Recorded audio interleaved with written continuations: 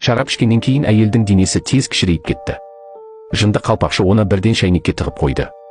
Қуғыншылар көп ұзамай келді. Ол әйелдің кетіп қалғанын айтып өтірік айтты, бірақ олар әкелген иттер шындықты білді. Бақытымызға орай, ит оның досы болып шықты және қуғыншылардың көңілін әдейі аударды. Манхеттер шайнекті алып шықты. Оның жалаңаш тұрғанын көріп, бір матаны жыртып алып, оған киім тігіп, қызыл патшайымның қуғынынан қашуға көмектесті. Ақырында ол оны ақ патшайымға апаруды шешті. Бірақ олар алысқа кетпей тұрып, қуғыншылардың дауысы олардың артынан естілді. Алисаны қорғау үшін жынды қалпақшы оны қалпағына кигізіп, өзеннің арғы бетіне лақтырып жіберді, ал өзі тұтқынға алынды.